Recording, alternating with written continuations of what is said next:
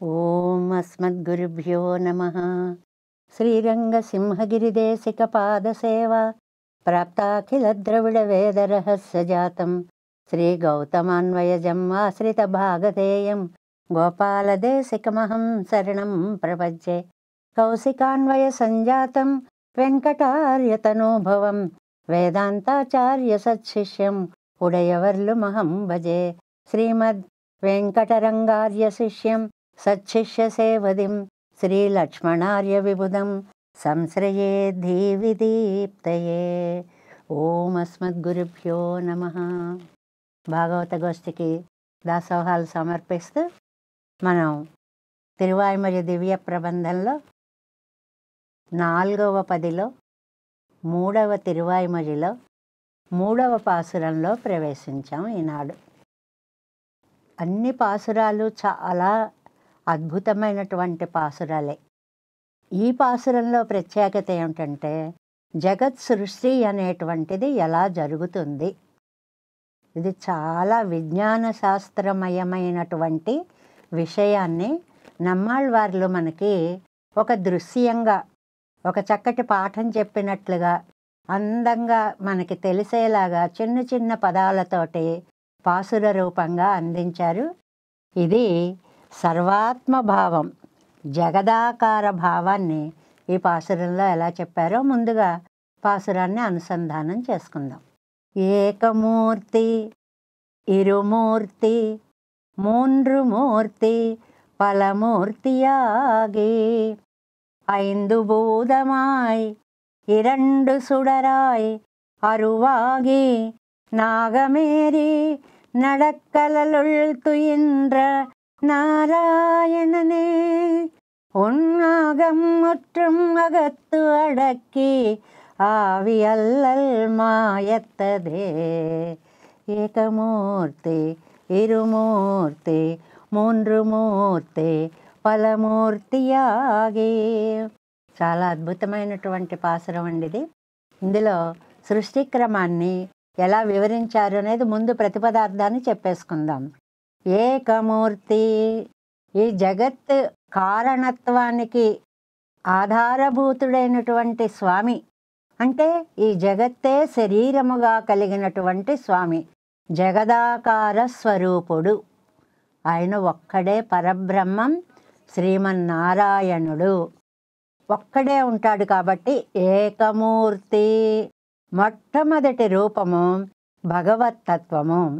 అందులో ఈయన ఎలా ఉంటాడు అని అంటే ప్రకృతి విశిష్ట బ్రహ్మము అంటారు. చరాచర ప్రపంచాన్ని అంతటినీ కూడా స్థూల సూక్ష్మ చేతన అచేతనములతో తనలో నింపుకున్నటువంటి మూర్తిగా ఉంటాడు. బయటకు ఏమీ మనకు తెలియదు, ఒక్క దివ్యాకారం కనిపిస్తుంది. జగత్తే ఆయన శరీరం అయిపోయిందనమాట. అలా ఉండేటువంటి మూర్తిని ఏకమూర్తి అంటారు. ఒకటి.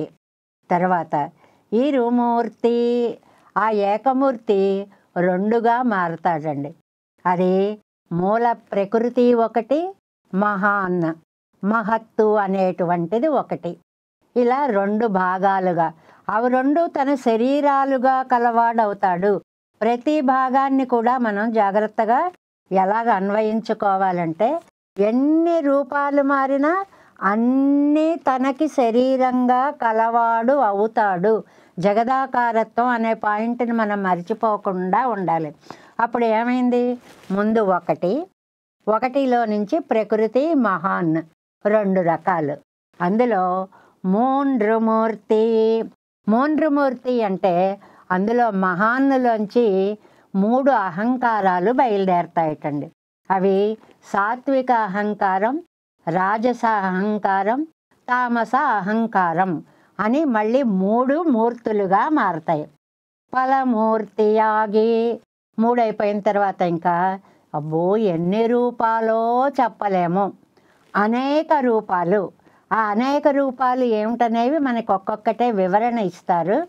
5 భూతమాయ్, పృథివీ అది మనకి భూతాలున్నాయే, పృథివీ, అప్ తేజో, వాయు, ఆకాశాలు. పృథివీ అంటే భూమి, ఆపస్ అంటే నీరు, తేజస్సు అంటే అగ్ని, వాయువు గాలి, ఆకాశాలు ఆకాశము. ఈ ఐదుటిని పంచభూతాలు అంటాం. ఇవి శరీరముగా కలిగిన వాడవుతాడు. తర్వాత ఈరు చూడరాయ్, సూర్యుడు చంద్రుడు తేజ పదార్థాలు 2. ఈ పాసురంలో వ్యష్టి సృష్టి, సమష్టి సృష్టి అని 2 మాటలు చెప్తారండి. అంటే కారణము కార్యము అని కొంచెం పెద్ద పెద్ద పదాలతోటి శ్రీభాష్యాది గ్రంథాల్లో చెప్తారు. కారణము అంటే మట్టి, కార్యము అంటే ఆ మట్టిని తీసుకుని కుండగా మార్చడం. ఏదైనా ఒక కార్యం జరిగింది అంటే దానికి ఒక కారణం ఉంటుంది అని అర్థం. అలాగే స్వామి నుండి ఇవన్నీ బయలుదేరాయి అని అనడానికి అవి తేజస్సులైనా సరే, సూర్యుడు చంద్రుడు అయినా సరే వాటిని శరీరంగా కలిగినటువంటి వాడు. సూర్యమండల అంతర్వర్తి, లోపల ఉండేటువంటి వాడు. మనం సంధ్యావందనాదులవి చేసుకునేటప్పుడు జయసదా సవితృమండల మధ్యవర్తి నారాయణో సరసిజాసన సన్నివిష్ట అని చెప్తూ ఉంటారే, అలాగా సూర్యుణ్ణి తనకు శరీరంగా చేసుకున్నవాడు, చంద్రుణ్ణి తనకు శరీరంగా చేసుకున్నటువంటి వాడు. అరువాగి, చిన్న పదం అండి, పెద్ద అర్థం. అరువాగి అంటే అంతర్యామిత్వము అంటారు. అంటే లోపల ఉన్నటువంటి వాడు, కానీ వాడు మనకు కనపడ్డు. ఒక కవి అంటాడు, నాలోనే ఉన్నవాడు నాకు అగుపడదేమో, ఈ దాగుడు మూతలేమో, ఈ సృష్టి విచిత్రమేమో. ఎంత బాగా రాశారండి. అంతర్యామి, ఆయన లేకపోతే ఏ జీవి కూడా ఉండడం అనేటిది ఉండదు. అంతర్యామి, లోపల ఉండి నడిపిస్తూ ఉంటాడు. ఇలాంటి ఆయన. ఇంతవరకు సృష్టి క్రమాన్ని చెప్పారండి. చెప్పి పాసురంలో ఉత్తరార్ధం అంటే సెకండ్ హాఫ్లో నాగం ఏరి అలాంటి ఆయన ఆదిశేషుని మీద శయనించి నడుక్కడలు సముద్రము యొక్క మధ్యలో ఇంద్రనారాయణనే యోగ నిద్రపోతున్న శ్రీమన్నారాయణుడా అని పిలుస్తారండి. అంటే అనంత శేష సాయిత్వాన్ని పాల్కడలిలో శయనించినటువంటి స్వామిని మన కన్నుల ముందు నిలుపుతారు అన్నమాట. ఎవరండి ఆయన? నారాయణనే. నారాయణుడు అనే నామానికి ఎంత విశిష్టార్థం ఉందో మనం ముముక్షుపడి మొదలైనటువంటి గ్రంథాల్లో చాలాసార్లు చెప్పుకుంటూ ఉంటాం. దేనినైనా సరే ఒక ఆధారంగా చేసుకొని ఉన్నవాడు, అన్నిటికీ తాను ఆధారమైనవాడు. ఇది వేదవాక్యం అండి. అంతః బహిశ్చ తత్సర్వం వ్యాప్య నారాయణ స్థితః. లోపల బయట కూడా వ్యాపించి ఉన్నటువంటి నారాయణుడు. నారములు అంటే ఈ జీవకోటి అని అర్థం. జలముల మీద శయనించే తండ్రి ఈ జీవకోటికి ఆధారంగా ఉన్నటువంటి వాడు. అంత అర్థం ఉందండి నారాయణ అనేటప్పటికీ. తనకి ఏది ఆధారం, తాను దేనికి ఆధారం అనేటువంటి పరస్పర ఆధారత్వాన్ని చెప్పేటువంటి ఏదో షష్ఠీ సమాసమో లేకపోతే బహువ్రీహి సమాసమా అని గ్రామర్లో దానికి ఏదో పేర్లు పెట్టినా అన్నిటికీ తాను ఆధారంగా ఉంటాడు. తాను అన్నిటినీ ఆధారంగా చేసుకుని ఉంటాడు. అలాంటి నారాయణనే ఉన్నాగం మొత్తం మగత్తు అడక్కి, నీ శరీరానికి అంతటికీ కావలసిన భోగ్య వస్తువులన్నిటినీ కూడా నా శరీరములో ఉంచుకుంటే ఆవి అల్లల్ మాయత్తదు, నా దుఃఖం అంతా కూడా పోతుంది. చాలా జగత్ సృష్టి కార్యక్రమాన్నంతటినీ కూడా చెప్పినటువంటి పాసురంగా దీన్ని చెప్తారు. దీనికి మనం ముందుగా అర్థాన్ని చెప్పేసేసుకుందాం. కొంచెం వివరంగా చెప్పుకోవలసినటువంటిది ముందుగా చెప్పేసుకుంటే తర్వాత మనం ఈడు వ్యాఖ్యానంతో వెళ్ళినప్పుడు చాలా తేలికగా మనకిది అర్థం అవుతుంది అన్నమాట. ఎలాగో మామూలు మాటల్లో చెప్పుకుందాం చూడండి. మొట్టమొదట శ్రీమన్నారాయణుడు ఉన్నాడు. అది ఏకమూర్తిగా ఉన్నాడు. ఆయన ఏకమూర్తిగా ఉన్నాడు. ఆ ఏకమూర్తిలోంచి 2 మూర్తులు వచ్చాయండి.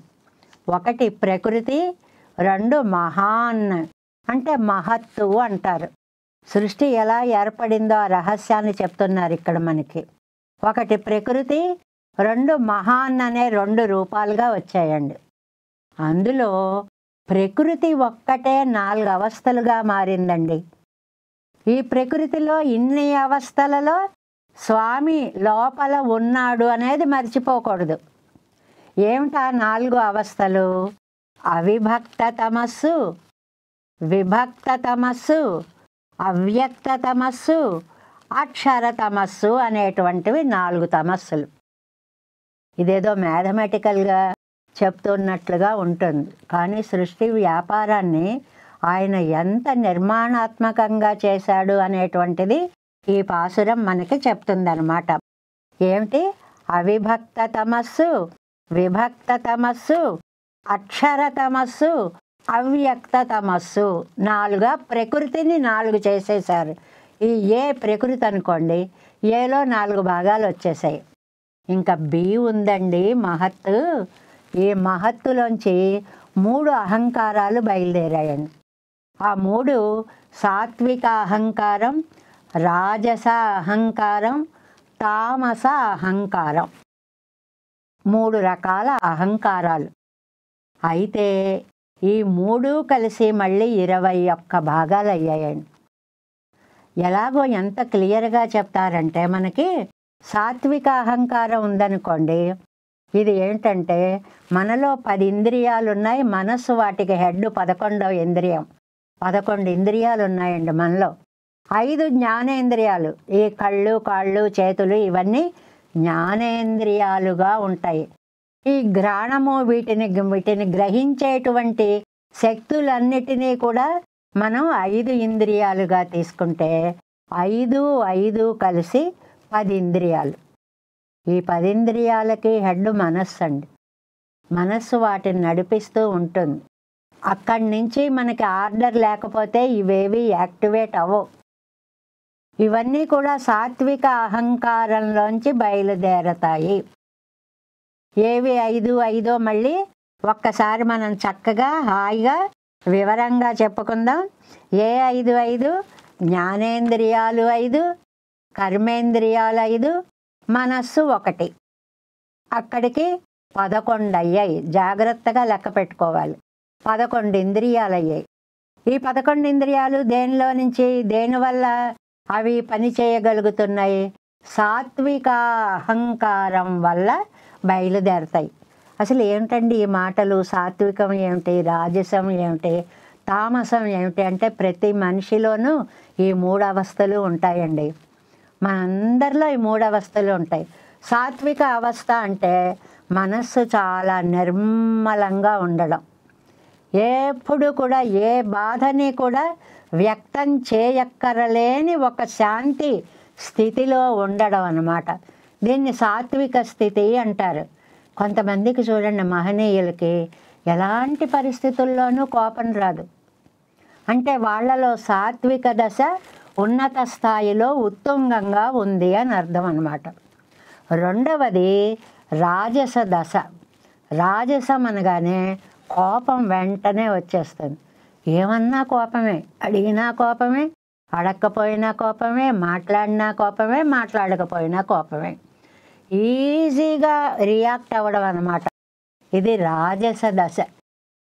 ఇంకా మూడవది తామస దశ. ఏం చేస్తుందంటే వచ్చిన కోపాన్ని కాయికంగా చూపిస్తుంది అన్నమాట. ఒక్కటి వేస్తాడు, తామసంలోకి మారుతుంది అది.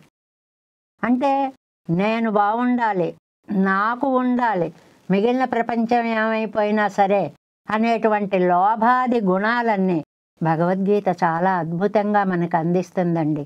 ఈ గుణాలన్నిటినీ కూడా నువ్వు సాత్విక గుణాన్ని పెంచుకోవడానికి ప్రయత్నం చెయ్యి. దానికి మూలం ఆహారము కూడా.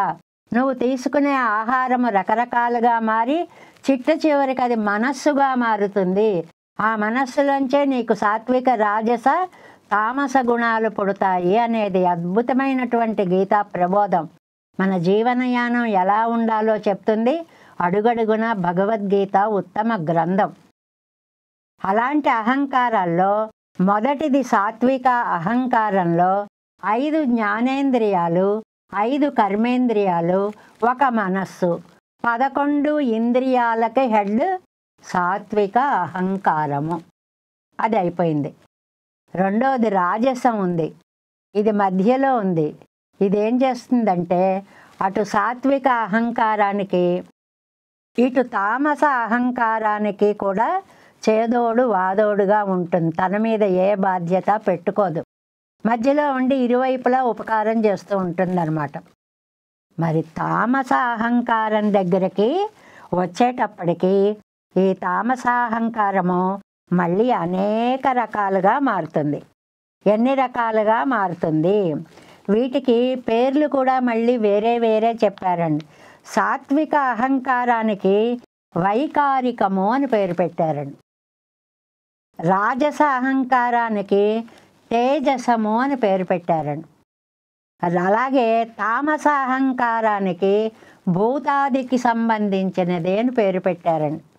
ఇలా 3 చేసేటప్పటికి ఈ సాత్విక అహంకారంలోంచి ఈ 11 వస్తే తామస అహంకారంలోంచి 5 భూతాలు శబ్ద స్పర్శ రూప రస గంధాలు అనే తన్మాత్రలు, అంటే వాటి గుణాలు అన్నమాట. తన్మాత్ర అంటే దాని యొక్క స్వభావము కలిగినది.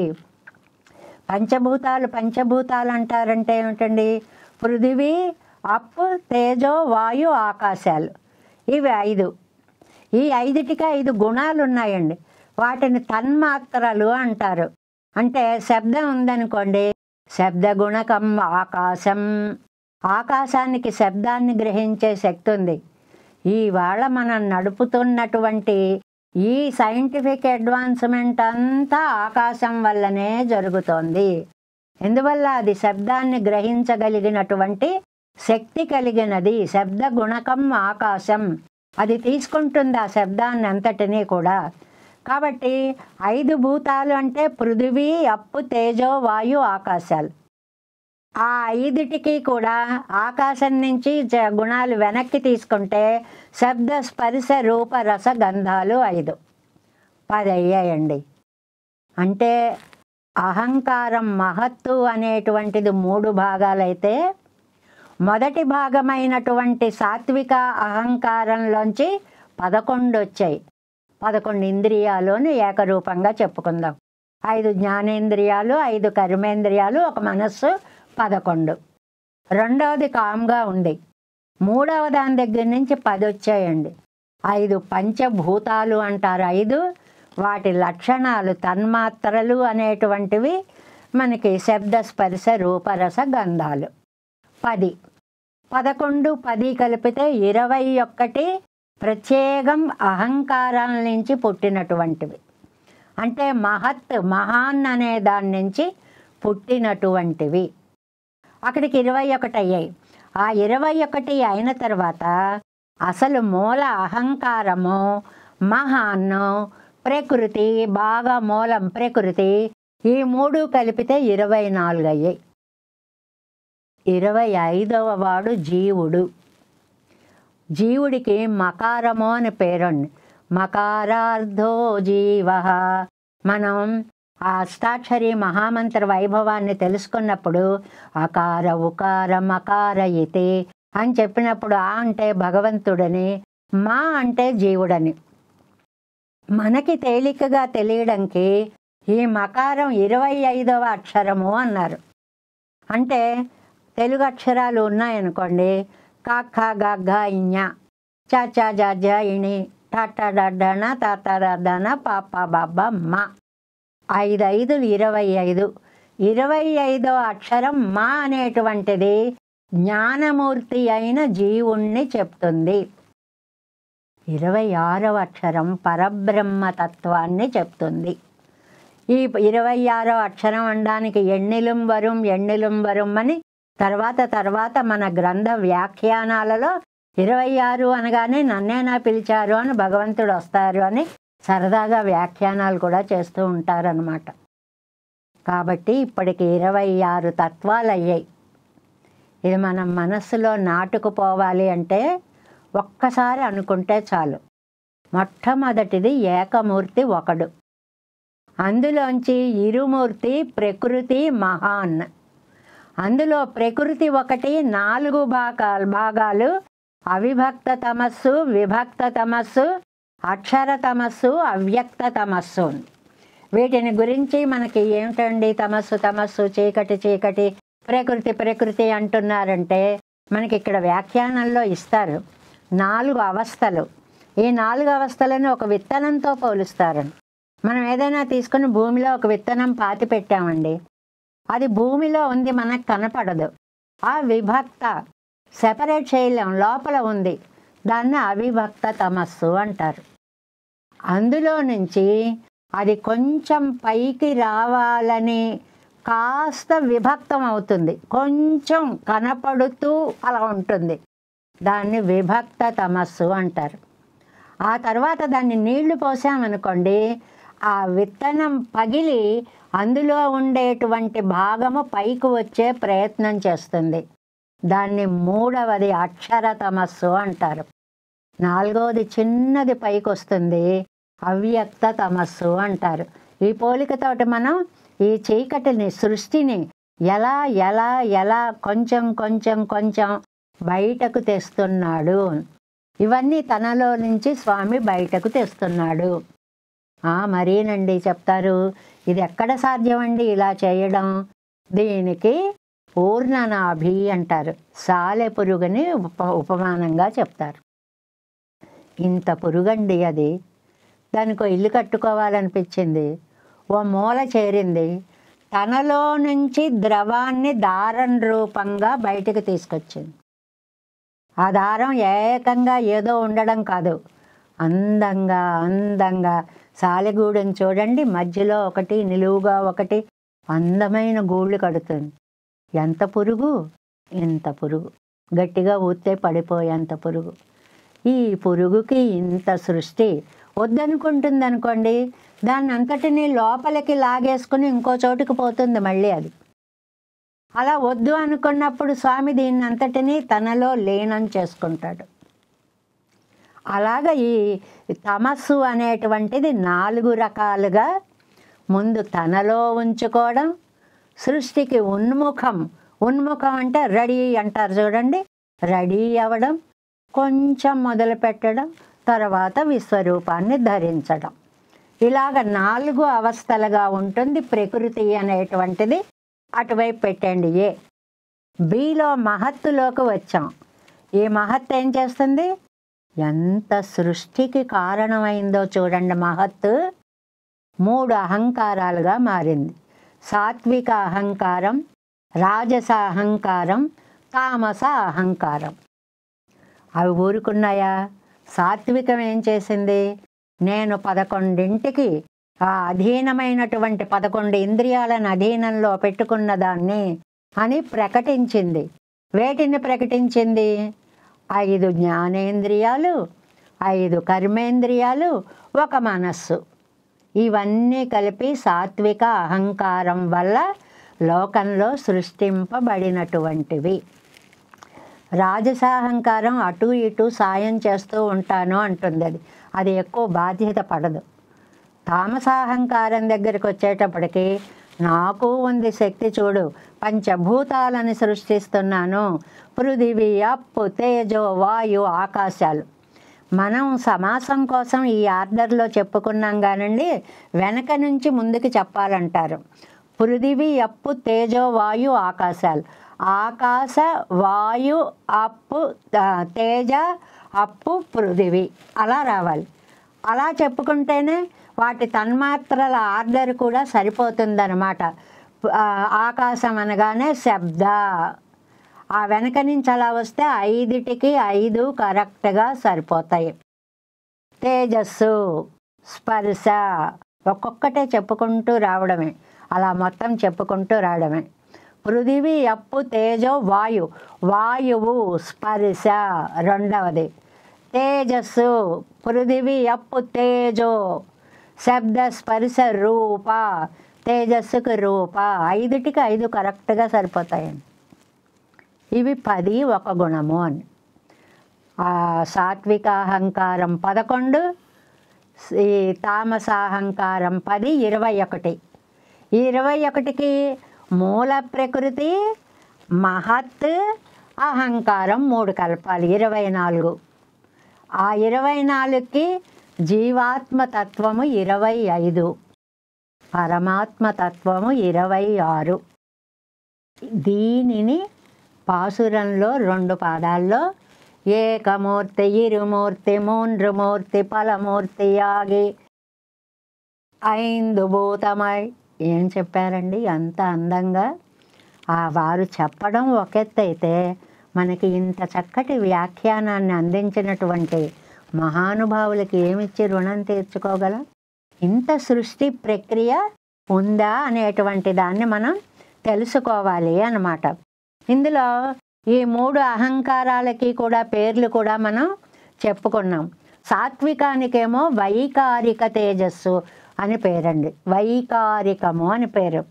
రాజసానికేమో తేజస్సు అని పేరు, తామసానికేమో భూతాది అని పేరు.